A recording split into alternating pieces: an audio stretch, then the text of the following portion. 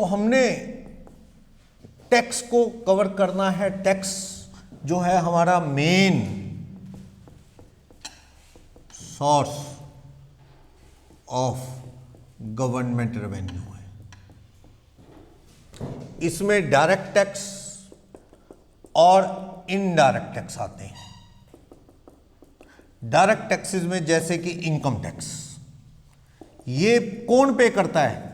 Payment by earner out of his own pocket, अपनी pocket से pay करता है। जबकि indirect tax paid by customer,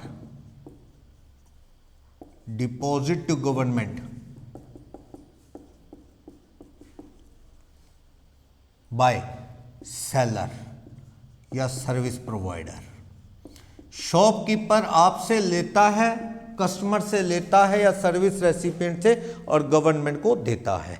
इसके बेस्ट एग्जांपल में जीएसटी है, कस्टम ड्यूटी है। आपसे जीएसटी लेगा, गवर्नमेंट को देगा। Indirect tax. Direct tax, income tax अपनी पॉकेट से पे करना है, गवर्नमेंट की इनकम का मेन सोर्स है। अगर अपन थोड़ी हिस्ट्री की बात करें, जो इनकम टैक्स जो है ये ब्रिटिशर्स के टाइम से पहले भी चल रहा था। हमारे कुछ ग्रंथ हैं उनमें भी रेफरेंस मिलता है। इनकम टैक्स ने एक स्लोगन लगा रखा है, कोष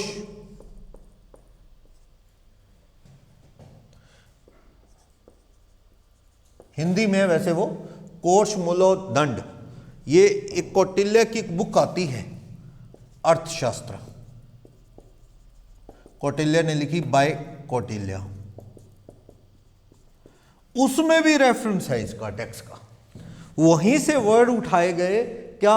कोष मूलो दंड। ये इनकम टैक्स ने ये स्लोगन लगा रखा है। अपनी वेबसाइट खोलेंगे ना इनकम टैक्स की, तो वहां हिंदी में लिखा मिलेगा, कोष मूलो दंड।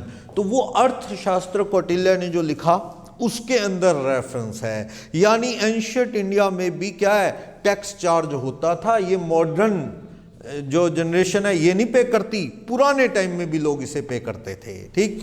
ब्रिटिशर्स ने 1920 में तो पूरा जो अब एक्ट पढ़ रहे हैं ना वही फॉलो कर दिया।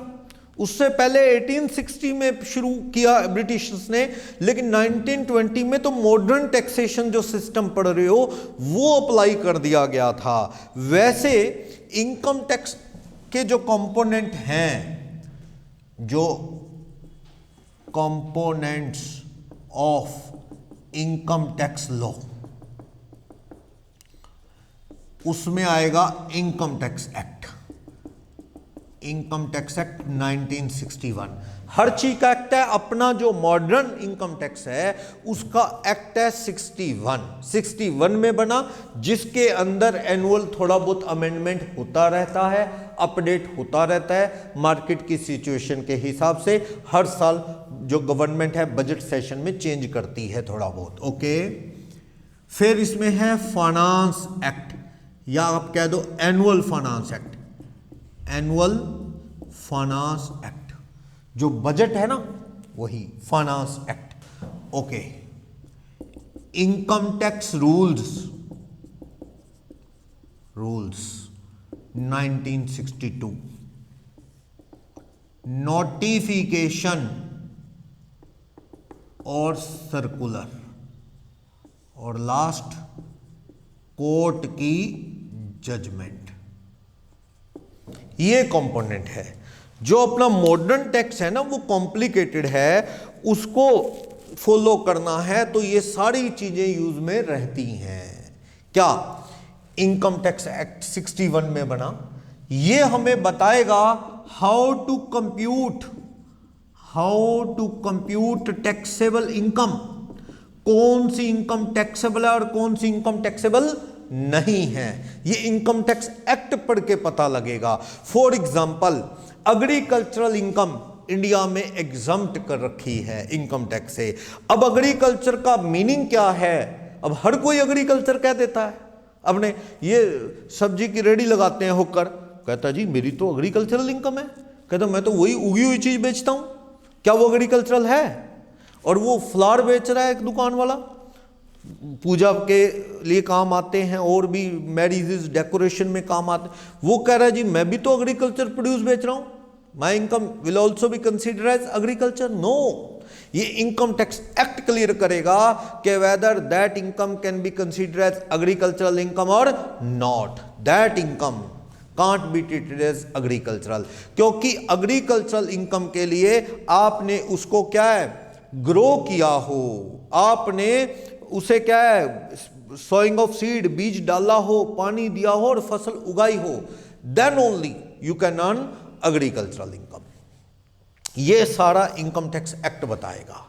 कंपनी से डिविडेंड आता है, कंपनी में पैसा लगाते हैं ना शेयर में, वो डिविडेंड आता है, उस पर कुछ साल वो एग्जम्प्ट चला, अब टैक्सेबल है, डिविडेंड टैक्सेबल कर दिया गया है।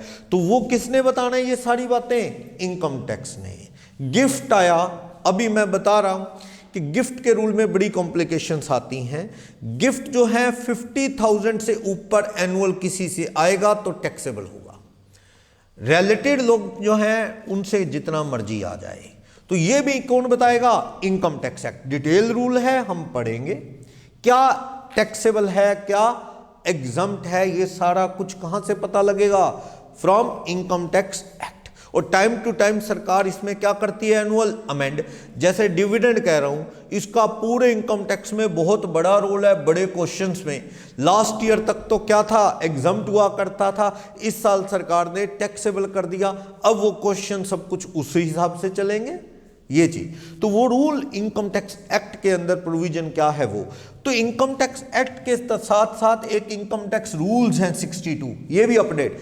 जैसे कोई सेक्शन है, कोई भी सेक्शन, उसके रिगार्डिंग कोई एक्सप्लेनेशन देनी है तो गवर्नमेंट कहां डाल देती है? रूल्स में। उस सेक्शन के अंदर ही लिखेंगे तो बड़ा वास्ट होता चला जाएगा। आपने एक सेक्शन लिखा, उससे रिलेटेड कोई और इंफॉर्मेशन ऐड ऑन करनी है तो इनकम टैक्स रूल्स बनाए जाते हैं, उसमें दे देते हैं। जैसे इनकम टैक्स एक्ट में सेक्शन 23 एक पढ़ेंगे आप आगे, हाउस प्रॉपर्टी की रेंटल इनकम का, कि रेंट आता है अगर किसी को बिल्डिंग किराए पे दे, इस तरह। तो उसमें टॉपिक आता है अनरियलाइज्ड रेंट, यानी बैड डेट्स हो गया, किराया नहीं दे रहा किराएदार। अब उसका ट्रीटमेंट तो एक्ट में बता दिया कि ये होगा कि रेंट में से कम हो जाएगा जितना नहीं आया, पर उससे रिलेटेड रूल्स डाल दिया गया इनकम टैक्स रूल 4 में। उसमें उसने बता दिया कि लेस तब होगा जब किराएदार से घर खाली करवा लो और घर देना नहीं, उस पे कोर्ट केस डाल दो, अगर फिर भी ना मिले तो देन ओके, तुम आप इसको कम कर लो, रेंट में टैक्स कम दे दो। यानी एक्सप्लेनेशन उससे रिलेटेड, किसी सेक्शन से रिलेटेड कभी कभी कहां दे दी जाती है? रूल्स में। रूल्स कब बना, एप्लीकेबल हुआ? 62 से 1 साल बाद एक्ट के। और ये भी क्या है, टाइम टू टाइम अपडेट हो जाता है। जैसे इनकम टैक्स में एक सेक्शन है कि भाई 10,000 से ऊपर कोई भी पेमेंट कैश में नहीं करनी, 40A3 सेक्शन है। ओवर ₹10,000 इन कैश, यानी कोई भी एक्सपेंसेस नॉट अलाउड। एक सेक्शन है, नॉलेज के लिए बस मैं रेफरेंस दे रहा हूं खाली, कि मान लो किसी को सैलरी देनी है 5,000, 7,000, 8,000 कैश दे सकते हो। अगर 11 कैश दे दिया ना आपने, तो इनकम टैक्स कहता है भूल जा, it can't be treated as your allowable expense. आपको P&L में लिखने ही नहीं देंगे, जिससे आपका प्रॉफिट क्या आ जाएगा? ज्यादा, टैक्स क्या लग जाएगा? ज्यादा। तो इनकम टैक्स में एक सेक्शन है, सेक्शन 40A3, कि ओवर 10,000 कैश पेमेंट जो है किसी भी एक्सपेंस की इन अ होल डे, ये नहीं कि सुबह दे दो 5, दोपहर में 5, शाम को 5, तो नहीं, इन अ डे एक आदमी को 10,000 से ज्यादा नहीं दे सकते। बंदे अलग अलग हैं तो बात अलग है। मैंने एक पेंटर से पेंट करवाया, राम को दिए 4,000, फिर थोड़ी टाइम बाद शाम आ गया, उसको 3 देने थे, फिर अनिल आ गया, उसको 8 देने थे। अलाउड, क्योंकि वो तो पर्सन ही अलग अलग हो गए ना, पेमेंट ही सेपरेट है वो। लेकिन अगर राम को ही सुबह दे रहा हूं, फिर दोपहर में दे रहा हूं, फिर शाम को दे रहा हूं, इन अ डे ओवर 10,000 दिया, तो ये आपका एक्सपेंस ही क्या हो जाएगा? डिसअलाउ। ये एक सेक्शन है 40A3, ब्लैक की ट्रांजैक्शन को रोकने के लिए। क्यों? एविडेंस तो होता नहीं कैश का दिया या नहीं दिया, इसलिए रूल बनाया। इनकम टैक्स नहीं। ओके, अब इसके रिगार्डिंग एक रूल डाला गया 6DD, इसके रिगार्डिंग रूल 6DD। इसमें एक्सेप्शन दे दिए, एक्सेप्शंस, कि भैया गवर्नमेंट की पेमेंट कितनी मर्जी कैश दे सकते हो, जैसे गवर्नमेंट के टैक्सेस हो गए, LIC की पेमेंट हो गई। एग्रीकल्चरिस्ट को कितनी मर्जी पेमेंट दे सकते हो। एग्रीकल्चरिस्ट, मान लो मेरी कॉटन मिल है, तो रॉ मटेरियल किससे लूंगा मैं? फार्मर से।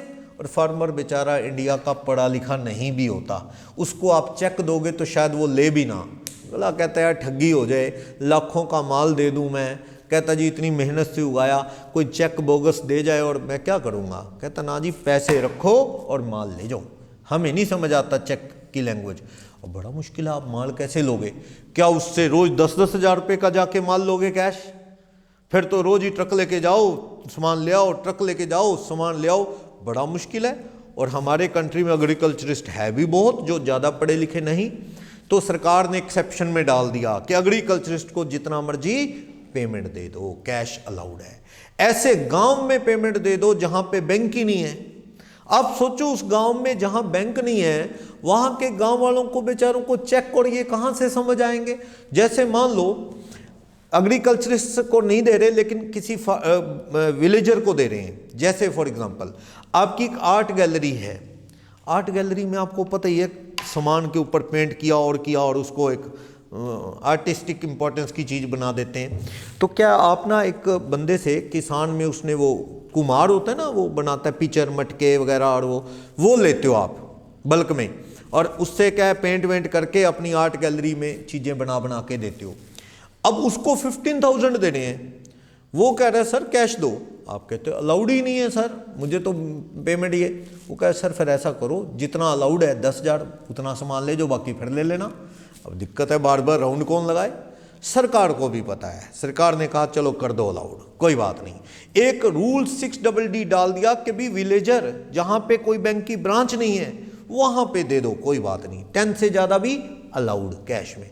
तो ये रूल, या बैंक स्ट्राइक होगी, मैंने किसी बंदे को प्रॉमिस कर रखा है कि मैं तुझे क्या है पेमेंट दूंगा 20,000 ऑन 25th को बैंक में स्ट्राइक होगी, अगला चेक लेगा ही नहीं। वो कहेगा आज अगर मैं चेक ले लूंगा तो ये तो कैश ही नहीं होना, आज तो स्ट्राइक है। तो ऐसी पोजीशन में इमरजेंसी हॉलीडे हो गया है, कोई Netaji expire, national holiday declare कर दिया, इमरजेंसी, संडे नहीं, संडे तो नॉन हॉलीडे होता है, तो उसकी तैयारी पहले किया करो। जैसे वो बिल ऑफ एक्सचेंज में होता है ना, नॉन हॉलीडे है तो एक दिन अर्ली पेमेंट होगी ड्यू डेट, और इमरजेंसी हॉलीडे नेक्स्ट। तो इमरजेंसी हॉलीडे हो गया है, बैंक क्लोज हो गए हैं ड्यू टू स्ट्राइक और ड्यू टू इमरजेंसी हॉलीडे, तो आप उस दिन जितना मर्जी कैश दे दें अलाउड है, क्योंकि उस दिन कोई चेक लेगा नहीं। तो ये कहां डाला उन्होंने? Rule 6DD।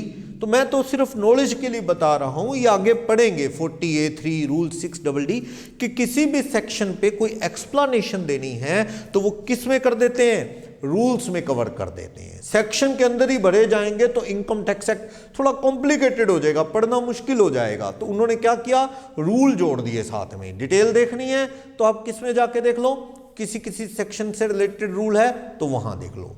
इसमें वो बस ये वर्डिंग लिख देंगे, according to condition prescribed under rule 6DD। ऐसे अंडरलाइज रेंट है तो according to condition fulfilled under rule 4। तो आप देखना चाहते हो डिटेल में तो वो रूल खोलो, इनकम टैक्स रूल्स का देख लो। तो एक्ट जिसमें सारे सेक्शन, कैसे इनकम कंप्यूट होगी, कौन सी एग्जाम्प्ट, कौन सी टैक्सेबल, ये होगा। किसी सेक्शन की और डिटेल एक्सप्लेनेशन चाहिए तो रूल्स ऐड किए जाते हैं। और finance act, annual finance act, budget session जो होता है, इसके अंदर normal rate of tax, normal rates of tax specify होती हैं कि क्या नॉर्मल टैक्स की रेट होंगी। जैसे अपा एक कॉमन पढ़ें टैक्स की रेट्स को, एक इंडिविजुअल HUF के लिए, एक इंडिविजुअल या HUF के लिए असेसमेंट ईयर 21-22 के लिए, चलो ये मैं बात करूंगा। तो वो कहता है जी 250 एनुअल इनकम, एनुअल इनकम 250 है तो कोई टैक्स नहीं। कोई टैक्स नहीं। और अप टू नेक्स्ट 250 कितना टैक्स लगेगा? 5%। Up to next 5 lakh 20%। Over 10 lakh 30%। Normal tax की रेट है कि अगर आपकी इनकम साल में 250 है तो रहने दो, कोई टैक्स नहीं। 250 से नेक्स्ट 250 तक यानी अप टू 5 लाख कितना टैक्स लगेगा? 5%। 5 लाख नेक्स्ट जो हैं यानी 5 to 10 लाख बिटवीन 20%। 10 लाख से अबव होगा तो कितना? 30%। ठीक। अभी सरचार्ज एजुकेशन सेस ये आएगा, इसी में इन्होंने एक और new regime under section BAC जोड़ दिया, ऑप्शनल दे दिया। If no deduction is claim, अब ये डिडक्शन क्या है ये बात करूंगा मैं। कोई डिडक्शन ना लो तो एक और ऑप्शन है, टोटल इनकम और टैक्स की रेट। थोड़ा ऑप्शन दिया गया आपको, बेकार ऑप्शन है वैसे। अप टू 250 कोई टैक्स नहीं, up to next 250 5%, up to next 250, अब नेक्स्ट 250 ही करते जाओ, कितने percent? 10%। Up to next 250 15%, up to next 250 20%, up to next 250 25%, up to over 15 lakh 30%। इन्होंने ना टैक्स की रेट और ज्यादा ब्रेकअप में ले ली, ऑप्शन दे दिया, या तो ये पुराना रजीम है इसके अकॉर्डिंग टैक्स दे दो या नए वाले के अकॉर्डिंग दे दो। पर नए वाले में टैक्स कम बनता दिख रहा है क्योंकि इसमें 20% में भी ब्रेकअप हो गया। 5% 5 लाख तक सेम है, उसके बाद सीधा 20 लगता है यहाँ। 5 लाख से अबव इनकम पे 20, इसमें नहीं। 5 से 750 तक कितना? 10%। 750 से 10 लाख तक कितना? 15%। 10 लाख से 1250 तक कितना? 20। 1250 से 15 लाख कितना? 25। और 15 लाख के बाद कितना? 30। तो एक तरह से इसमें आपको टैक्स कितना दिखता है? कम दिखता है। Suppose you are earning ₹15 lakh, 15 lakh पे टैक्स बनाओगे, यहां ज्यादा बनेगा, यहां कम। लेकिन नहीं, यहां पे ना एक रूल है कि कोई डिडक्शन क्लेम नहीं करनी। डिडक्शन क्या हम पढ़ेंगे। इनकम टैक्स बहुत सी इनकम को डिडक्ट करने को अलाउ कर देता है। जैसे आप LIC करवाओ, एक सेक्शन आएगा 80C, वो डिडक्शन दे देता है। डोनेशन देते हो तो डिडक्शन मिल जाती है। नौकरी करते हो तो 50,000 की वहाँ डिडक्शन है, वो मिल जाती है। तो but you can't avail any deduction. इस सेक्शन में कहता है कि अगर आपकी कोई डिडक्शन है वो नहीं लेनी, यानी नेचुरल इनकम क्या आएगी? ज़्यादा। इनकम ज़्यादा आएगी पर टैक्स की रेट क्या है? कम। इसमें डिडक्शन लोगे आप तो इनकम क्या आएगी? कम, लेकिन टैक्स की रेट क्या है? ज़्यादा। तो देख लो, ऑप्शन चॉइस इज योर्स, आपकी मर्जी कौन सा ऑप्शन ऑप्ट करना है। तो ऐसा है, ये तो उन लोगों के काम आएगा जिन लोगों ने ना कोई LIC करवा रखी, कभी ना डोनेशन दी, नौकरी करते नहीं, कोई सैलरी की डिडक्शन नहीं, कोई लॉस एडजस्ट नहीं करना कि किसी तरह का लॉस आ गया हो किसी भी तरह का, ऐसे लोगों के काम आ सकती है। वरना ये बेकार है, यही सबसे कम टैक्स बनेगा आपका, क्योंकि डिडक्शन लोगों की बनती हैं, वो कम करने के बाद इसमें फ़ायदा ज़्यादा दिखता है। ये तो उन लोगों को हेल्प करेगा जो हाई इनकम ग्रुप के लोग हैं, जिनकी इनकम बहुत ज़्यादा है, उनको थोड़ा फ़ायदा हो सकता है। इसमें टैक्स कैसे बनेगा वो मैं पढ़ूंगा टैक्स की रेट्स के अंदर डिटेल में। मैंने तो एक आइडिया दिया है कि जो ये टैक्स की रेट्स हैं ये क्या है? नॉर्मल रेट्स ऑफ टैक्स हैं, नॉर्मल तरीके से। ये कहाँ दी होती हैं? फाइनेंस एक्ट में हर साल नई रेट आती हैं। जो इस साल बजट आया, नेक्स्ट ईयर एप्लीकेबल होगा, उसमें रेट चेंज नहीं की गई, यही रेट चलेंगी। नेक्स्ट ईयर के स्टूडेंट भी इसी रेट्स को पढ़ेंगे, ये चीज़ है।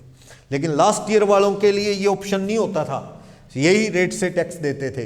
अब आपको क्वेश्चन में ये भी करके देखना पड़ेगा और ये भी करके देखना पड़ेगा, जिसमें कम हो वो ऑप्शन बेस्ट है। फालतू का पंगा है ना। मैंने अभी बजट पे क्लास बनाई थी, तो मुझे बड़ा एक्सपेक्टेड था कि सरकार इसे वाइप आउट कर देगी, ख़त्म कर देगी, क्योंकि इसमें कोई फ़ायदा नहीं दिखता, वैसे ही उलझा रहता है। अब हमारे पास कोई क्लाइंट आता है, वो आके कहता है जी उसका इस हिसाब से बना दिया हमने टैक्स, फिर वो बैठ जाता है, कहता है सर एक और सिस्टम भी होता है ना, कैसे बना के देख लो ना। तो हमें तो बनाया है हमने, तो ही तेरे को बताया, पर उसको डाउट रहता है कभी इन्होंने टाइम ना हो, देखा ना हो, तो बना के ये भी दिखा देते हैं, भाई देख ले इसमें तो उल्टा ज़्यादा बन रहा है तेरा। फिर वो कहता है हाँ यही सही है। तो काम तो हो गया ना, स्टूडेंट के लिए भी काम तो बढ़ गया ना, 2-2 बार कैलकुलेशन करो, इससे भी करो, अगर डिडक्शन नहीं लेनी तो इससे भी करो, जिसमें कम आए वो बेस्ट है। ऑटोमेटिकली काम क्या हो जाएगा, डबल इंडिविजुअल एचयूएफ के लिए। तो मुझे था कि इस साल के बजट में ये हटा देंगे। आप वैसे तो कह रहे हो सिंप्लीफाई करना है हर चीज को, और कहाँ आपने क्या कर दिया उल्टा, कॉम्प्लिकेटेड, कि लोग लगे रहें। आपने तो एक बार रूल बना दिया, सारे प्रोफेशनल इन दोनों चीज़ों में उलझे पड़े हैं, स्टूडेंट भी उलझे पड़े हैं। तो इसको ख़त्म करके इसे सिंप्लीफाई कर दो, या इसे ख़त्म कर देते, यही लगा देते, कोई एक सिस्टम तो हो ना, 2-2 ऑप्शन दे दिए हैं। तो टैक्स की रेट को कॉम्प्लिकेट किया है। एनुअल फाइनेंस एक्ट जो होता है, एक्चुअल में फाइनेंस बिल होता है पहले, when presented to parliament, parliament में प्रेजेंट होता है डिस्कशन के लिए, बहस होती है, अपोजिशन कहता है ये नहीं सर, वो लोकसभा राज्यसभा है ना, पार्लियामेंट के 2 हाउस हैं, लोकसभा राज्यसभा, वहाँ डिस्कशन होती है, थोड़ा बहुत कोई चेंज करना है करके उसे फाइनल टच देके प्रेसिडेंट के साइन करवाते हैं। जब प्रेसिडेंट की असेंट मिल जाती है, आफ्टर प्रेसिडेंट असेंट, प्रेसिडेंट साहब के साइन हो गए, तो ये क्या बन जाता है, फाइनेंस एक्ट। क्लियर। इसमें क्या होती है हर साल की नॉर्मल रेट ऑफ टैक्स। किसी का टैक्स बनाना है आपने, तो आपको इनकम टैक्स एक्ट और रूल भी चाहिए।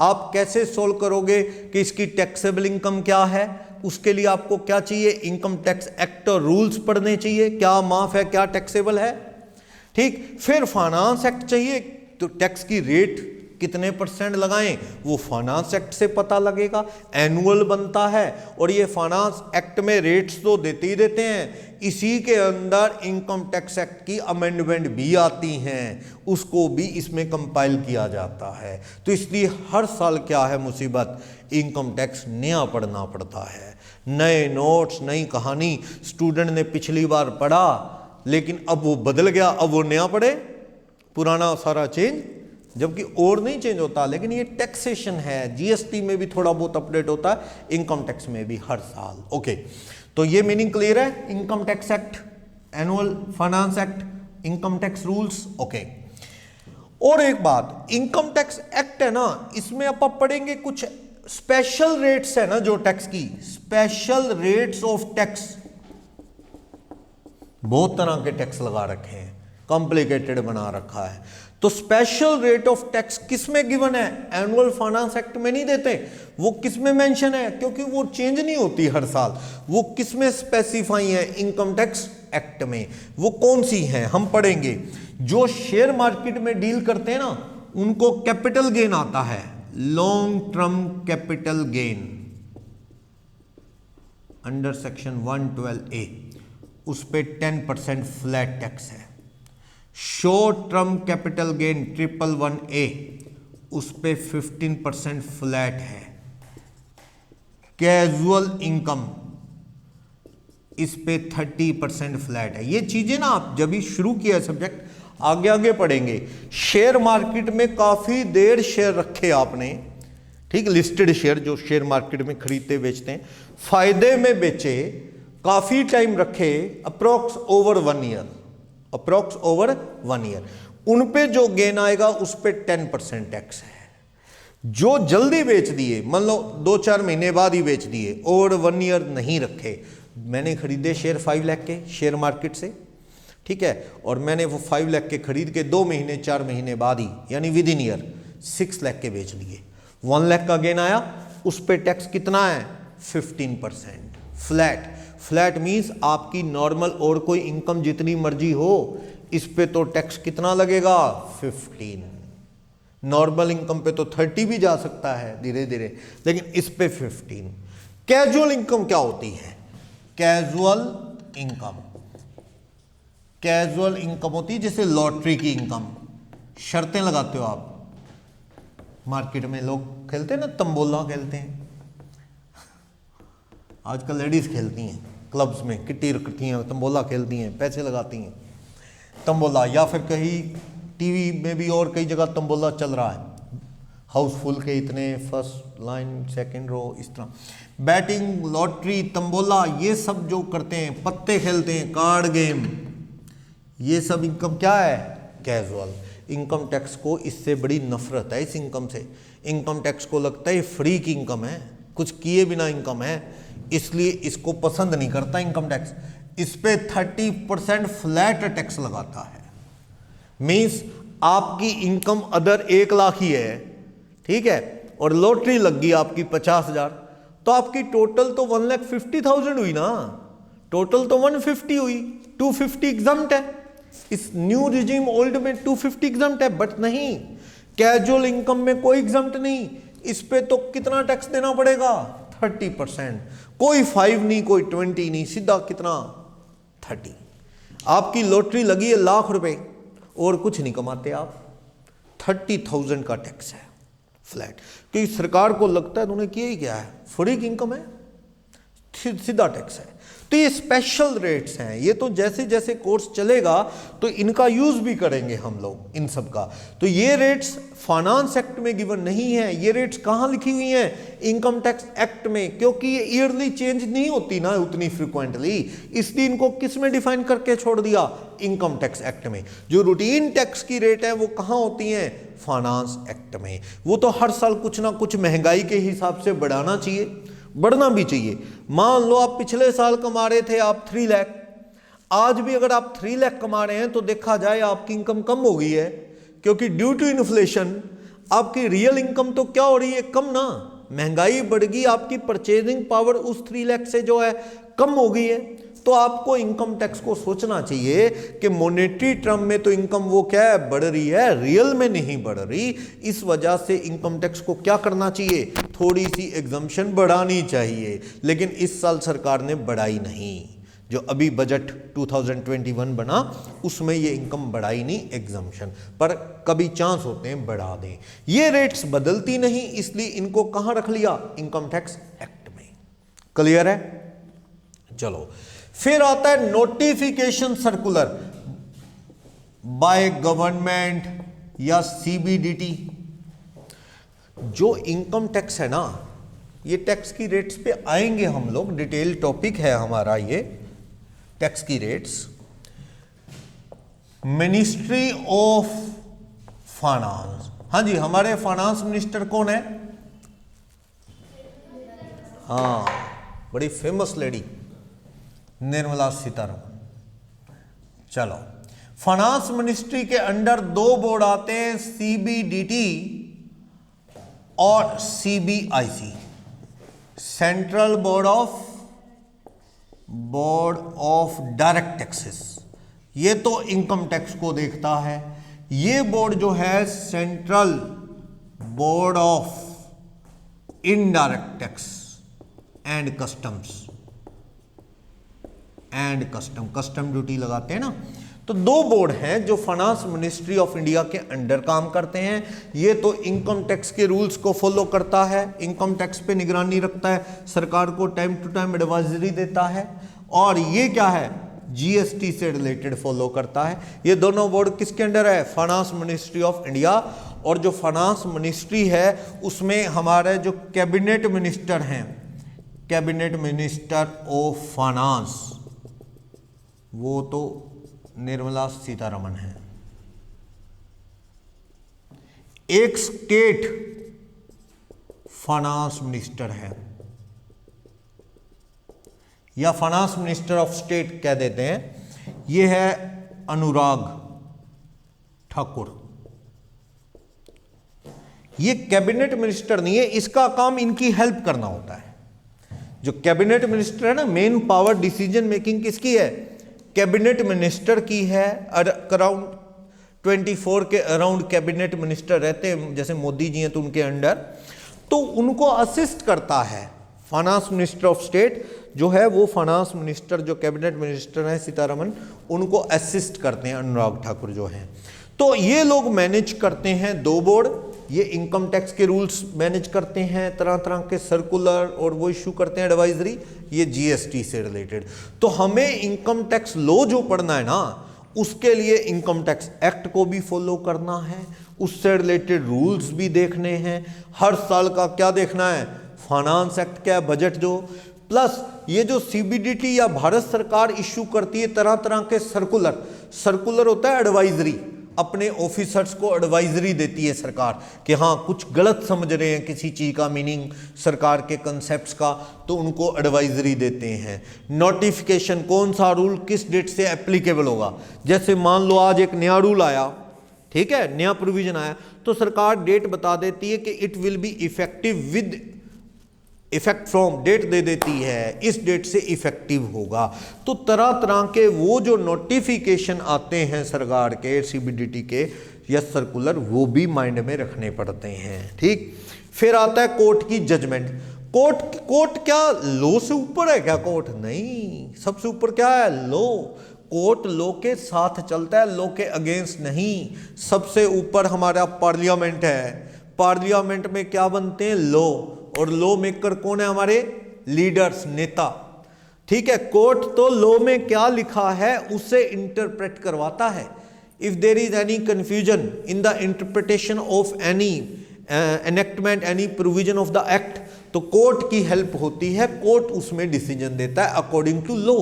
एक्ट में क्या लिखा है क्लियर नहीं हो रहा, तो आप कोर्ट में जाते हैं, कोर्ट उसका मीनिंग क्लियर करता है। कोर्ट रूल मेकर नहीं है, कोर्ट रूल नहीं बना सकता, कोर्ट तो बनाए हुए एक्ट के प्रोविजन को इंटरप्रेट कर सकता है, एक्सप्लेन कर सकता है। लेकिन जब तक एक्ट में कोई चेंज ना हो तब तक क्या काम में ले लो? कोर्ट की जजमेंट, खासकर सुप्रीम कोर्ट की जजमेंट तो क्या बन जाती है? लॉ ऑफ लैंड, जब तक कि सरकार एक्ट में कोई चेंज ना करे, तो वो भी काम में आती हैं। जैसे मैं आपको एक एग्जांपल दूं, देखना, इनकम टैक्स एक्ट में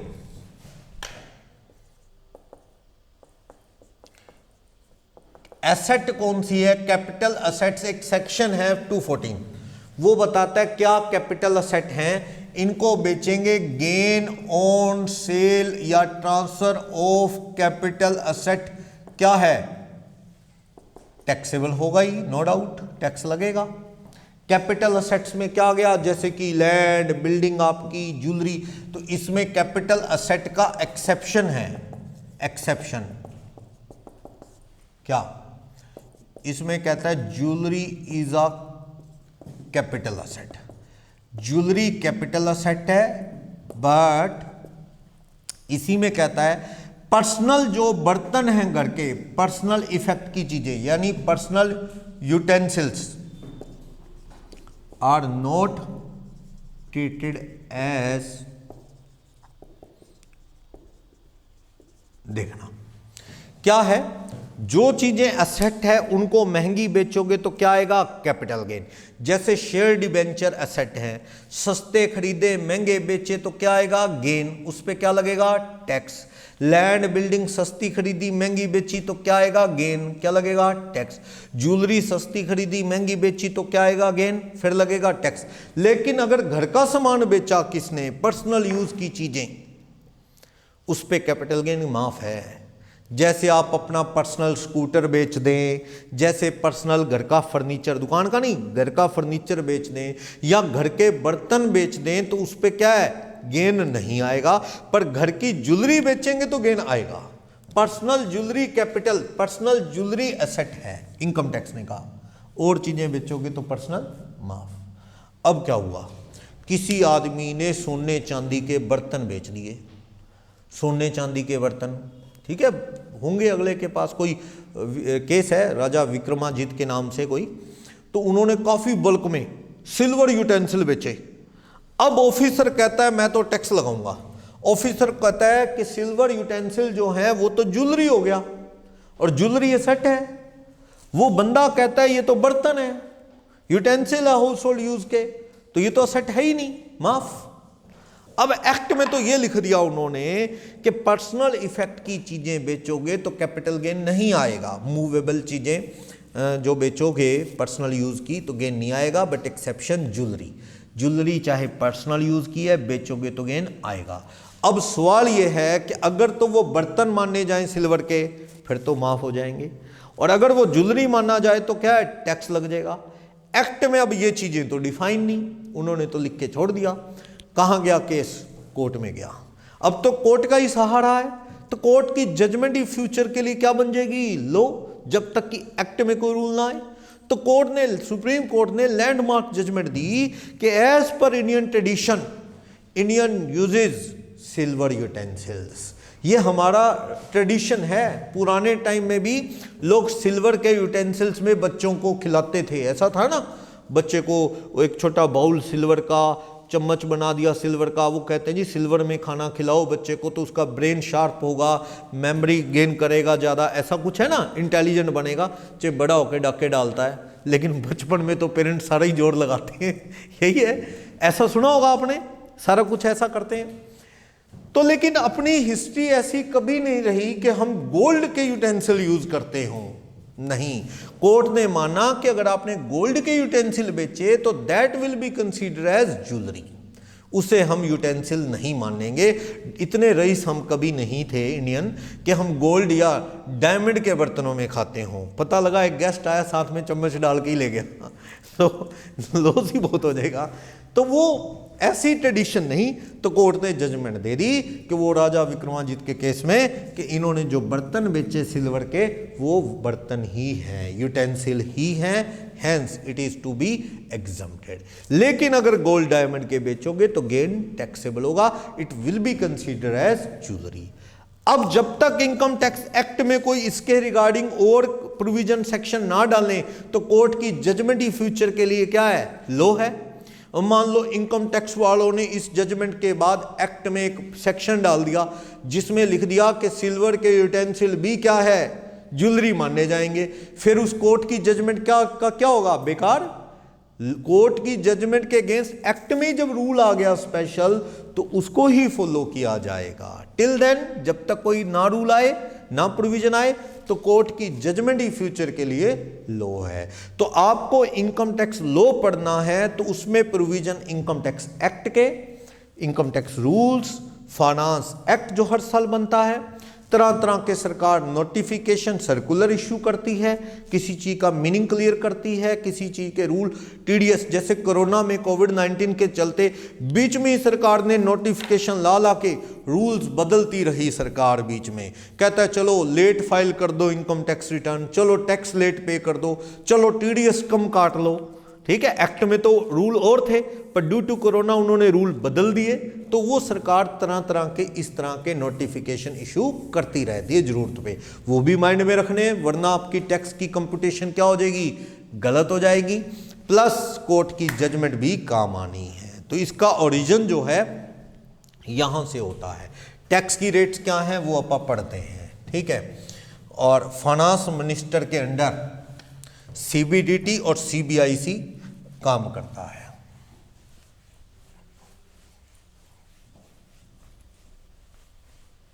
चलो, तो इनकम टैक्स एक्ट से इनकम कंप्यूट होगी, वेदर इनकम इज टैक्सेबल और नॉट, और इनकम टैक्स की रेट्स फाइनेंस एक्ट से पता लग जाएंगी दोनों। तो हम जो सिलेबस पढ़ते हैं एज अ स्टूडेंट तो हमें सब कंपाइल करके मिलता है, हमें अलग अलग नहीं। मार्केट से आप लेना चाहें तो इनकम टैक्स एक्ट अलग, रूल्स अलग, फाइनेंस एक्ट अलग, ये आपको अलग से अवेलेबल हो जाएंगे। लेकिन स्टूडेंट पॉइंट ऑफ व्यू से सब कुछ कंपाइल हुआ, नोट्स वगैरह जो बनते हैं वो सारा साथ साथ पढ़ते हैं, क्योंकि एज अ स्टूडेंट हमें तो सब कुछ ही चाहिए, हमें तो टैक्स कंप्यूट करना है तो सारी बातें हमारे माइंड में होनी चाहिए, देन आफ्टर अपन टैक्स कंप्यूट कर पाएंगे।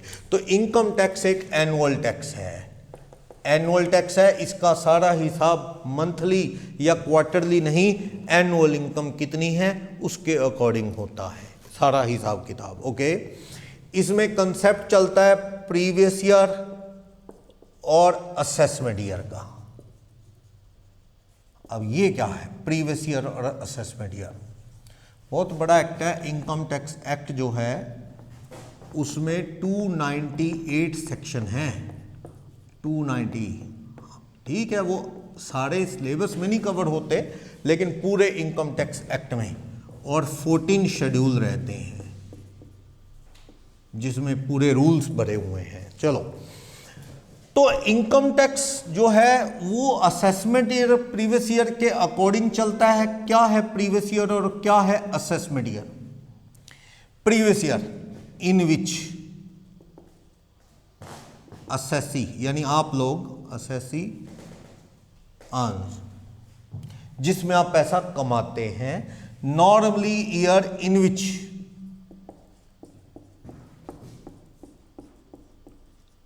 आप अपना टैक्स पे करते हैं। कमाओ, हिसाब किताब करो, फिर कुछ टाइम मिलेगा, उसके अंदर you have to deposit your tax. तो सिलेबस के अकॉर्डिंग बात करें तो प्रीवियस ईयर है 2021, यानी 1 अप्रैल 22 31 मार्च 21 के बीच में आप जो कमाओगे, आराम से कमाओ। अभी 31 मार्च को 2 दिन, 10 दिन, 20 दिन में आप अपने फाइनल अकाउंट बनाएंगे, क्या प्रॉफिट क्या लॉस फाइंड आउट करेंगे। ठीक, आपको अपना टैक्स पे करना है कब? 21-22 में, ये असेसमेंट ईयर में। नॉर्मली अगर मैं बात करूं, प्रीवियस ईयर ये 12 मंथ्स का है नॉर्मली। इसका टैक्स पे करने के लिए जो टाइम अलाउ होता है, income tax return, income tax return, आप अपनी ITR जो फाइल करते हैं वो इन असेसमेंट ईयर करते हैं। और 2 सिचुएशन है उसमें, without audit 31 July of assessment year, with audit जिनकी CA से ऑडिट होती है उनको department 31 October of assessment year तक का टाइम दे देता है। CA से ऑडिट होती है। CA से ऑडिट किसकी होती है? CA ऑडिट, CA से ऑडिट होती है या तो आपकी दुकान की टर्नओवर 1 करोड़ से ज्यादा हो, ओवर ₹1 करोड़ पर annum। तो 1 करोड़ सेल है, प्रॉफिट नहीं, सेल, टर्नओवर, तो you have to get audited your account from CA।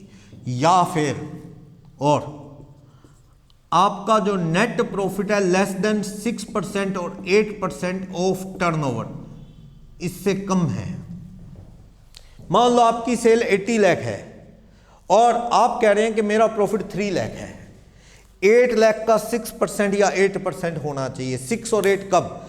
जो सेल आपकी जो है नेट बैंकिंग के थ्रू है, क्रेडिट कार्ड के थ्रू है, यानी डिजिटल पेमेंट लेते हो आप, उसका तो 6%। और अगर आप कैश सेल करते हो, कैश लेते हो, उसका कितना करना है? 8%। सपोज आपकी 80 लाख की सेल है, सारी की सारी कैश है, तो आपका मिनिमम प्रॉफिट कितना होना चाहिए? 80 लाख का 8% कितना? 480। आप कह रहे ना जी 480 तो है ही नहीं, 4 लाख है, तो you have to get audited your account from CA। CA साहब से मिलो, वो ऑडिट करेगा आपकी, वो कह देगा कि यस 4 लाख है तो हम मान लेंगे। समझे? तो आपको अपने अकाउंट CA से ऑडिट कराने हैं। और या फिर आपकी डिजिटल पेमेंट है, सारी की सारी आप क्या है, नेट बैंकिंग सिस्टम से, जैसे आप शेयर ट्रेडर हो, उनका तो सारा ही पेमेंट किससे आता है? अकाउंट से आता है, कैश होता ही नहीं। 80 लाख की टर्नओवर है तो 80 लाख का 6% कितना होना चाहिए? अच्छा, वो 8% था तो 640, उससे ज़्यादा होगा तो ऑडिट नहीं, उससे कम तो ऑडिट। और अगर आपकी टर्नओवर क्या है, नेट बैंकिंग के थ्रू है, डिजिटल है, तो 6% 480, उससे कम में तो क्या होगी? ऑडिट। उससे ज़्यादा ऑडिट की जरूरत नहीं है। अगर आपकी सेल ही 1 करोड़ 10 लाख होगी तो आपको ऑडिट जनरली करवानी है। वैसे ये सेक्शन 44 AD है, ये आगे जाके इसको डिटेल में पढ़ेंगे तो जान लेंगे। ठीक है, तो ये मैंने एक रफ आइडिया दिया कि CA से ऑडिट कब। जो प्रोफेशनल है उनकी फीस 50 लाख से ऊपर होगी, 50 लाख रुपए से फीस प्रोफेशनल की, तो उनको भी ऑडिट करानी है। जैसे एक CA की खुद की फीस साल की 50 लाख से ज़्यादा आई तो उसे भी किसी दूसरे CA से जाके क्या करवानी पड़ेगी? ऑडिट। डॉक्टर है तो उसकी फीस 50 लाख पर annum से ज़्यादा कलेक्शन है तो उसे ऑडिट करवानी है। तो ये एक रफ आइडिया है, बाकी तो ये बिजनेस का चैप्टर पढ़ेंगे, डिटेल में आएगा। तो मैंने एक आइडिया दिया कि जिनकी सीए से ऑडिट होनी है तो सीए साहब भी तो टाइम लेंगे ना, सब चेक करेंगे, तो उनको इनकम टैक्स कहता है आप अपना हिसाब किताब करके फाइनल पिक्चर कब तक दे दो, हमें रिटर्न भर दो अपनी, कब तक, 31 अक्टूबर तक। कितने महीने मिल गए, 7 महीने मिल गए। देख लो आपका ईयर, प्रीवियस ईयर खत्म कब हुआ, मार्च 21 में खत्म होगा। आप ऑडिट करवा के सीए से आराम से 7 महीने का टाइम है आपके पास, up to 31 October 2021 you can file your return कि सर ये है मेरी फाइनल पिक्चर, ये मेरा टैक्स है, ऐसे। और अगर आपकी ऑडिट नहीं होती ना, तो आपकी टर्नओवर 1 करोड़ से ज्यादा है, ना ही आप क्या है इससे कम प्रॉफिट बता रहे हैं, आप ज्यादा ही बता रहे हैं। आपकी सेल है मान लो 60 लाख और आप कह रहे हैं मेरा प्रॉफिट 6 लाख है, तो ज्यादा ही बता रहे हैं ना आप, तो there is no need to get audited your account, कोई जरूरत नहीं। इस केस में आपकी ऑडिट की डेट नहीं है, कोई रूल नहीं है, तो आपको 5 महीने का टाइम, 4 महीने का टाइम मिल रहा है। अप्रैल, मई, जून, जुलाई आप आराम से अपना हिसाब किताब करके रिटर्न फाइल कर दो कि मेरी इनकम ये है, 4 मंथ सफिशिएंट है। तो previous year in which you earn your income, कमाओगे, असेसमेंट ईयर जिसमें आपकी इनकम का असेसमेंट होगा, हिसाब किताब होगा। टैक्स बनता है भरोगे आप, नहीं बनता नहीं भरोगे, इस तरह से। समझ आया? जनरली ये पीरियड किसका है, 12 मंथ्स, और ये भी क्या है 12 मंथ्स। अगले साल ये वाला साल कौन सा होगा, नेक्स्ट ईयर के स्टूडेंट पढ़ेंगे जब 21-22 प्रीवियस ईयर हो जाएगा और 22-23 क्या हो जाएगा, असेसमेंट ईयर। कभी ना कभी जो असेसमेंट ईयर है वो क्या बन जाएगा, प्रीवियस ईयर। नॉर्मली ये प्रीवियस ईयर का पीरियड कितने मंथ्स का है, 12 मंथ्स का, लेकिन एक्सेप्शनल केसेस में ये लेस देन 12 मंथ्स भी हो सकता है। एक्सेप्शनल केसेस में लेस देन 12 मंथ्स भी हो सकता है।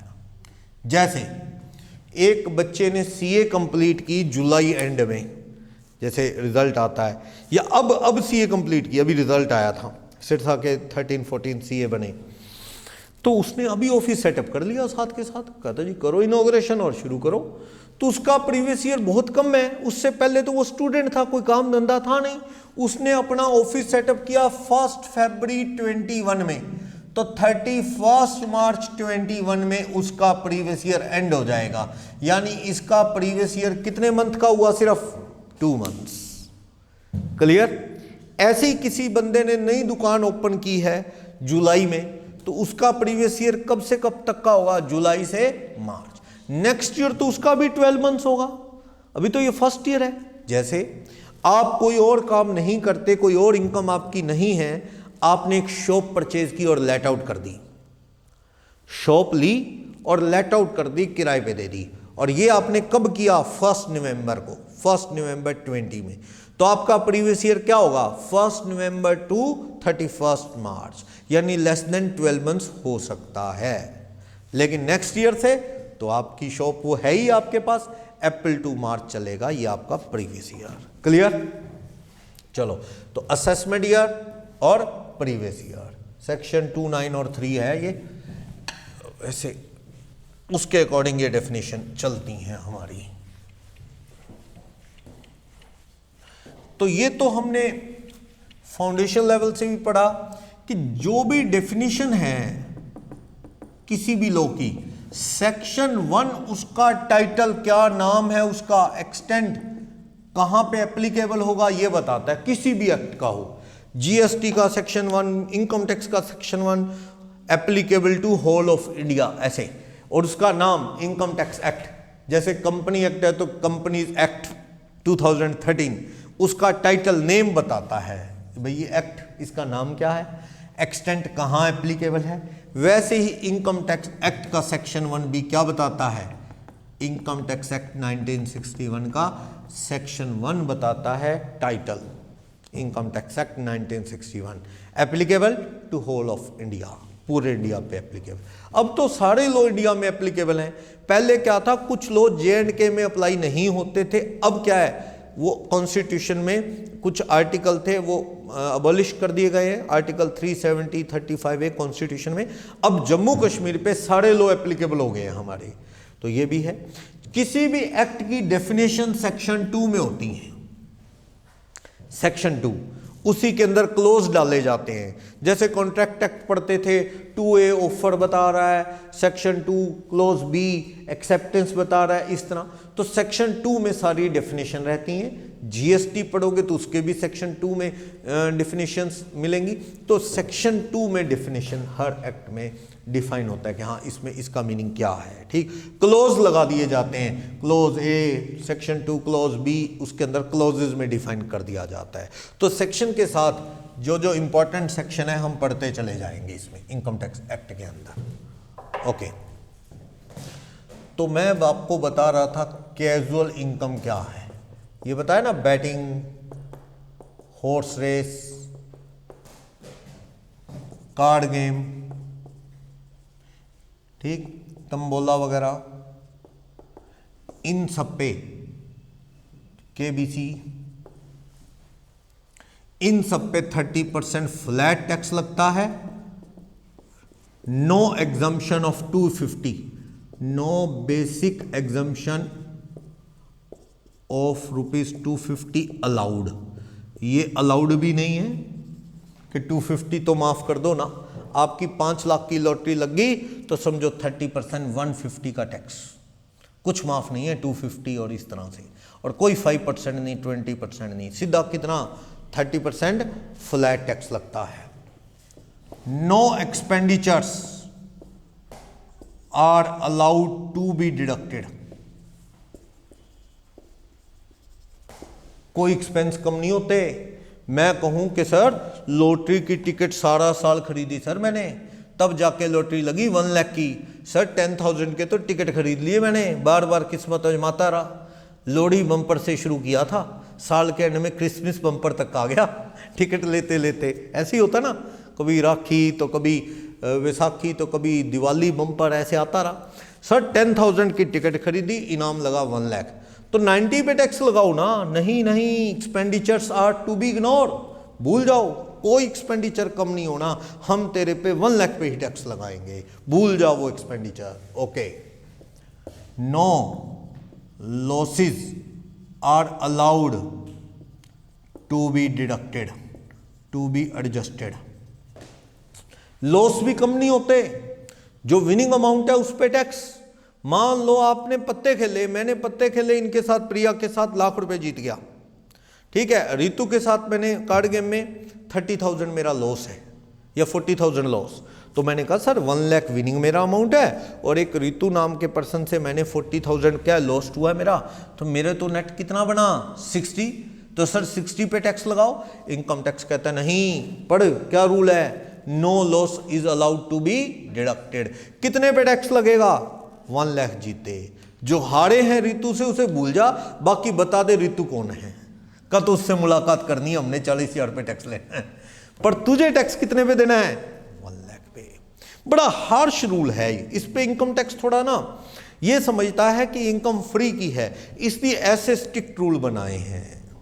एक स्टूडेंट ने पूछा, वैसे अच्छा क्वेश्चन है इसमें, वही है, ये तो कोर्ट की ऑब्जर्वेशन का है कंसेप्ट, एग्जैक्ट बताना मुश्किल।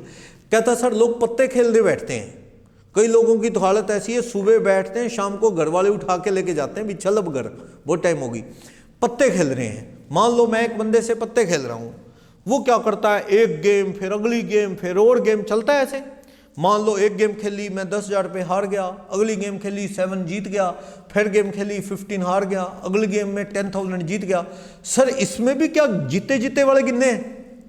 स्टूडेंट ने पूछा, बहुत अच्छा क्वेश्चन। कहता है शाम को रिजल्ट देखा तो सर 1,000 पे प्लस में हम, अगर इवनिंग में देखें लॉस गेन लॉस, जो विनिंग जो लॉस्ट अमाउंट है, नटशल में देखें तो 1,000 गेन है, और अगर यूं देखें कि 2 लाख जीता है सर और लॉस्ट कितना है 199, तो सर ऐसे भी देखेंगे क्या? इसका कोई आंसर इनकम टैक्स एक्ट में स्पेसिफाई नहीं, क्योंकि वो एक ही आदमी के साथ खेल रहा है सुबह से लेकर शाम तक।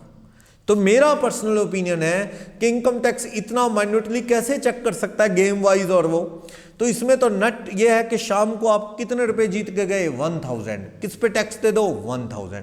पहली बात, आपके माइंड में क्वेश्चन आ रहा होगा कि सर पत्ते खेलने वाले भी बताते हैं क्या ये जीता है? आता है ना ऐसे क्वेश्चन, तंबोला वाला, कार्ड गेम वाला, सर ये कैसे बताएगा कि मैंने जीता है? केबीसी वाला तो चलो फोटो अमिताभ बच्चन के साथ खिंच देगी तो पता लग जाएगा, ठीक है। हॉर्स रेस का भी पता लग जाएगा, क्योंकि वो लाइसेंस जिसके पास होता है ना रेस कोर्स का, लिख के रिटर्न पेपर पे देता है आपको कितने जीते कितने हारे सारा। लॉटरी भी अगर कोई चल रही है, स्टेट गवर्नमेंट जैसे पंजाब सरकार लॉटरी खिलाती है, तो वो भी ऑन रिकॉर्ड होता है, टीडीएस भी कटता है, उससे पता लग जाता है, टीडीएस पढ़ेंगे अपा क्या है, पता लग जाता है किसने जीता। तो पत्ते खेलते हैं उसमें क्या पता लगेगा सर, बात सही है, पता नहीं लगता। पता तो ऐसे लगता है या तो रेड हो गई, पकड़े गए तब पता लगेगा, या फिर जब आप एक्सपेंड करोगे पैसा, कहीं पैसा खर्चोगे तो डिपार्टमेंट पूछेगा what's the source of your expenditure, तू बता तेरे पास पैसा कैसे आया। तू अपनी इनकम टैक्स की रिटर्न में तो कह रहा है कि यू हैव अर्न ₹4 लाख और तेरा खर्च फॉरेन टूर पे, कहता है रोज ही फेसबुक पे डालता है, कहाँ पे गया था घूमने, कहाँ गया था, कहता है इंस्टाग्राम भी देख लिया, अभी तो और भी देखेंगे। आजकल डिपार्टमेंट फॉलो करता रहता है, इस तरह से ब्लैकमेल और करता है इनकम टैक्स डिपार्टमेंट। एक ऐड आया करती थी पहले इनकम टैक्स डिपार्टमेंट की, कि एक आदमी चल रहा है, उसके पीछे अंधेरे में एक और आदमी चल रहा है, वो उसके शूज़ की आवाज़ आती है खट खट खट खट, एक और चल रहा है, फिर चलता है, फिर और चलता है, कहता है income tax is following you. उसमें आता भी डिपार्टमेंट वाले पीछे हैं कि कहाँ भागोगे। और कई बार तो ऐसे इमोशनल ब्लैकमेल करते हैं, ऐसी एडवर्टाइजमेंट करते हैं कि आपकी नेक्स्ट जनरेशन इस ब्लैक के पैसे को यूज़ ही नहीं करेगी। क्यों नहीं, भाग के करते हैं यूज़, अरे पैसा किसको नहीं चाहिए, पर वो ऐसे करते हैं भी, ये आराम से। इन्होंने एक स्कीम चलाई, उसमें नाम रखा फाइल स्माइल गो। इनकम टैक्स ने एक स्लोगन दिया, फाइल स्माइल गो, कि आप अपनी इनकम टैक्स रिटर्न फाइल करो, स्माइल पास करो और जाओ, हम आपको डिस्टर्ब नहीं करेंगे। कहने की बातें हैं, जब आप रिटर्न फाइल कर दोगे फिर वो शुरू होगा उनका काम चेक करने का, और जब तक रिटर्न ही नहीं भरोगे तो क्या वो रेड करने आ जाएगा डिपार्टमेंट आपके पास। एक बात है, आदमी रेडी लगाता है, लाखों रुपए का काम है उसका, पर ठिकाना नहीं है उसका कोई, कभी इस बाजार तो कभी उस बाजार, रिटर्न फाइल करता नहीं। क्या ऑफिसर चल के आ जाएगा? बहुत कम चांस है, इतनी भी बड़ी इनकम चोरी नहीं करता वो। अगर बहुत बड़ी चोरी करता है तो पक्का रेड हो सकती है। तो अगर आपने रिटर्न फाइल कर दी तो आपका सारा डिटेल ऑफिसर के पास आ गया कि कितना आप कमा रहे हैं, उसके बेस पे वो और क्वेश्चन पूछेगा आपसे, जिसका आपको रिप्लाई देना होगा। तो बड़े लोग ऐसा सोचते हैं कि ना भैया रिटर्न फाइल करना समझो मुसीबत, लेकिन ना फाइल करना भी मुसीबत। रिटर्न फाइल नहीं कर रहे तो it means you are earning less than 2,50,000, क्योंकि अगर एनुअल 250 से ज़्यादा you are earning then you have to file your income tax return. तो आप फाइल ना करो तो प्रॉब्लम, फाइल करो तो आपकी क्या चलेगी वहाँ डिटेल। बड़े इंटेलिजेंट लोग आते हैं। एक बंदा आया मेरे पास, कह सर इनकम टैक्स की रिटर्न फाइल करनी है। मैंने कहा कर देंगे। उसने क्या लिखा, एड्रेस में अपना नाम बताया, father name, pan number Haryana. मैंने कहा ये क्या भैया एड्रेस, फिर शहर का नाम लिख दिया। मैंने कहा इससे भी नहीं वो काम चलता। कहता ना वो जरूरी है क्या हाउस नंबर गली नंबर बताना। यानी स्मार्ट लोग वो सोचते हैं कि मेरा वो धक्का दे दूँ रिटर्न को, भी मैं अपनी रिटर्न भर के, जैसे ये तो वो हो गया कि किसी को धमकी वाला लेटर लिखना है कि ये कर देंगे वो कर देंगे, और अपनी आइडेंटिटी नहीं बतानी पूरी। तो वो चीज़ होगी कि इनकम टैक्स की रिटर्न भी भर दूं, कल को मुझे कोई पूछे कि ये भरी हुई है, और इनकम टैक्स मुझ तक पहुंचे भी ना, कि इनकम टैक्स डिपार्टमेंट कल को मुझे कोई लेटर भेजना चाहे, मुझे ट्रेस करना चाहे, तो अपन ने तो एड्रेस ही ऐसा दिया है कि ट्रेस भी ना हो। तो अब ऐसी कोशिश करते हैं, इंटेलिजेंट है ना लोग, इतना सोचते हैं। लेकिन अब डिपार्टमेंट ऐसे नहीं, वो तो क्या है, OTP आता है, आपका आधार नंबर, आपका फ़ोन नंबर, सब क्या है वहाँ पे अटैच होता है, लिंक होता है पैन से। अब ये चीज़ें ख़त्म हो गई, पहले चलती थी, अब आपको ट्रेस कर लेगा डिपार्टमेंट हर हाल में, आपके आधार से, आपके पैन नंबर से। वो आता ना, आधार को तो धीरे धीरे हर जगह आपके गैस सब्सिडी में भी ऐड कर रहे हैं, आपका पैन ऐड हो गया है, बैंक अकाउंट आधार से जो है लिंक हो गए हैं, राशन कार्ड लिंक हो रहा है धीरे धीरे। तो आने वाले टाइम में तो वो एक ऐड आती है जो कि है समझो, तो एक बंदा फ़ोन करता है कोई पिज़्ज़ा के लिए, मैम पिज़्ज़ा चाहिए। मैम कहती है सर आपको पिज़्ज़ा नहीं दे सकते। कहते क्यों? कहता 2 महीने पहले आप इस हॉस्पिटल में एडमिट हुए, आपको डायबिटीज़ है, आपके लिए सही नहीं है। उसकी सारी कहानी पता लग जाएगी, सब चीज़ आधार से लिंक होगी तो आपकी सारी डिटेल सरकार के पास होगी। पर अभी लिंक सारी चीज़ें हुई नहीं। धीरे धीरे जिस दिन हो गई तो उस दिन सारा कुछ क्या है, ब्लैक का काम खत्म हो जाएगा। तो डिपार्टमेंट ऐसी स्कीम्स देता रहता है ताकि लोग हमसे जुड़ें। 5% लोग इंडिया के रिटर्न फाइल कर रहे हैं, 95% तो बताते ही नहीं क्या कमा रहे हैं। और डिपार्टमेंट किस किस को जाके ढूंढे। बॉम्बे में क्या हुआ, एक ऑफिसर ने देखा रेड लाइट पे, रेड लाइट कोई ट्रैफिक बहुत ज़्यादा होता है बॉम्बे दिल्ली, रेड लाइट पे गाड़ियां रुकी तो एक ऑफिसर ने देखा बच्चों की बटालियन ही आ गई, छोटे छोटे बच्चों की, कपड़ा मारने गाड़ियों पे फटाफट पूरी फौज।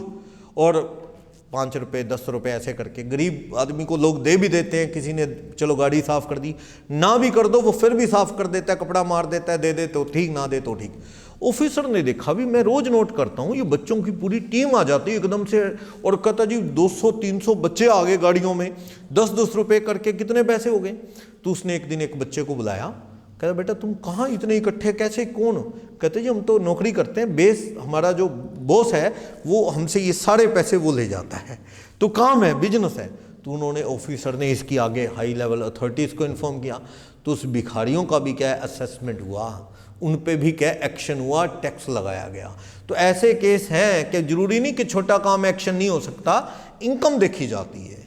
एक केस हुआ ऐसे ही दिल्ली में, एक आदमी ना पत्ते में वो चने डाल के कुलचे वगैरह देता था, जैसे होता है ना कई जगह सिस्टम, वो जो बाउल है वो पत्ते का होता है जैसे, उसमें डाल के देता है। लाइन लगती, नंबर नहीं आया। कभी ऑफिसर भी लग गया लाइन में, देखा नंबर नहीं आया, 2 घंटे लगा रहा। ऑफिसर ने हिसाब लगाया ये बंदा कमाता कितने होगा जब नंबर तो आता नहीं। उसने आगे जाके अथॉरिटीज़ को बताया, तैयारी की गई, रेड हुई और उन्होंने आइडिया लगाया उस बंदे की इनकम का कैसे। जब वो इनकम टैक्स की टीम पहुंची तो उन्होंने ना वहाँ बड़े बड़े ड्रम भरते थे, जैसे लोग खा के जो भी वेस्ट है वो बाउल जो पत्ते का वो ड्रम में डालते थे। ऑफिसर्स आगे बंदे लेके, म्यूनसिपैलिटी वाले, उन्होंने ड्रम खाली कर लिए और वो गिन लिए कि कितने बाउल हैं खाली। उससे आइडिया लगा लिया कि एक वो 20 रुपये का देता है मान लो, तो कितने बाउल खाली हैं पत्ते, वो पत्ते के, और पर पीस 20 रुपये के हिसाब से इतने लाख की या इतने हज़ार की सेल है, इंटू 1 मंथ इंटू 12 मंथ्स, भैया ये तो करोड़ों में कमा रहा है। इसका क्या है, टैक्स असेस किया जाए। तो है तो सही, एक्शन तो किसी पे भी हो सकता है, लेकिन आप खुद आ जाओ चल के तो ज़्यादा अच्छा है, उनको ना आना पड़े, आपकी चेकिंग कर सकते हैं। तो डिपार्टमेंट की कोशिश है कि ज़्यादा से ज़्यादा लोग क्या है अपनी इनकम टैक्स की रिटर्न्स फाइल करें। बाकी कैजुअल इनकम पे डिपार्टमेंट थोड़ा स्ट्रिक्ट है, टैक्स की रेट को ज़्यादा रखा गया है। जो वो मैं केस कह रहा हूँ उसमें ऐसा है, आपके गुड फेथ पे आप अपनी इनकम डिक्लेयर करो और टैक्स पे करो, नहीं तो आपको कल को तब ट्रेस कर सकता है जब आप एक्सपेंडिचर करोगे। कोई प्रॉपर्टी लोगे तो इनकम टैक्स पूछ सकता है क्या सोर्स है। प्रॉपर्टी कैश में बंद कर दी अब सरकार ने, ओवर 20,000 प्रॉपर्टी कोई भी कैश में परचेज नहीं हो सकती, और अगर बैंक के थ्रू खरीदोगे तो बैंक से तो सारा डाटा इनकम टैक्स को मिल ही जाता है कि आपने प्रॉपर्टी खरीदी है। और कार खरीदोगे तो डिपार्टमेंट ने बंद कर दिया है, 2 लाख से ऊपर की कार कैश नहीं खरीद सकते आप। 2 लाख की कार तो आती भी नहीं, तो आप देखो वो चेक से पेमेंट करोगे तो इनकम टैक्स को पता लग जाएगा इस बैंक में इतनी ट्रांजैक्शन हुई हैं। तो बड़ा मुश्किल हो रहा है डे बाय डे। जब ये कैश वाली इकोनॉमी खत्म हो जाएगी ना तो ब्लैक मनी का खेल भी खत्म हो जाएगा। धीरे धीरे सरकार की कोशिश है सब कुछ डिजिटल कर दो। अब ये 6% 8% का रूल था, वो भी इसीलिए था कि अगर आप डिजिटल पेमेंट लोगे तो 6% इनकम मान लो, वो भी बहुत, कैश में 8% माननी पड़ेगी। उनकी कोशिश है कि कैश को लोग निगलेक्ट कर दें, कोशिश ये है। अब देखें धीरे धीरे क्या चेंज आता है। तो ये सब इनकम टैक्स में चलता है, तो इसके रूल्स के अकॉर्डिंग कल अपन इसको आगे फॉलो करेंगे।